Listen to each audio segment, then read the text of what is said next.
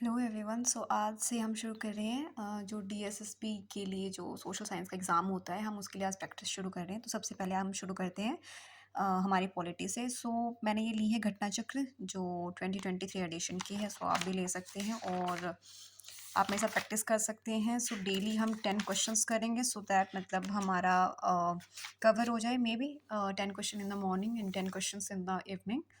So first chapter is about the constitutional development of India. So the first question is about in which of the following acts the provision was made for the establishment of Supreme Court at Calcutta. तो इसमें कहा गया है कि जो हमारा supreme court बना था सबसे पहला कलकत्ता में, वो कब बना था और किस एक्ट के थ्रू बना था। तो ये सबसे पहले कब बना था? 1773 मतलब 1773 में बना था और रेगुलेटिंग एक्ट के थ्रू। और जो इसमें सबसे पहला अगर मैं बात करूँ चीफ जस्टिस की, तो उसका नाम क्या था? उसका नाम था सर एलिजा इम्पे। तो आपको ये याद रखना है कि किस एक्ट के थ्रू कब बना था और साथ में इसका जो फर्स्ट चीफ जस्टिस है वो कौन था। देन सेकंड क्वेश्चन करते हैं, with reference to the establishment of supreme court which of the statement is and are correct. हमें पूछा गया है कि जो सुप्रीम कोर्ट के बारे में जो एस्टैब्लिशमेंट हुई थी सुप्रीम कोर्ट की, उसके बारे में कौन सी स्टेटमेंट सही है।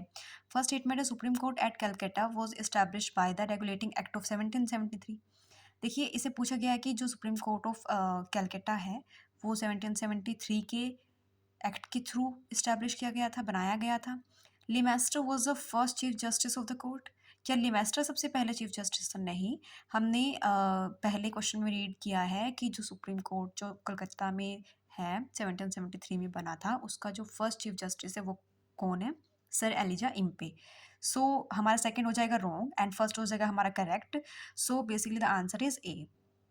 Okay, now the third question is about match करना है हमें। देखिए सबसे पहले जो हमें पूछा गया है कि establishment of board of control, board of control हमारा कब इस्टेब्लिश हुआ था। फिर हमसे पूछा गया है कि सुप्रीम कोर्ट हमारा कब इस्टेब्लिश हुआ था।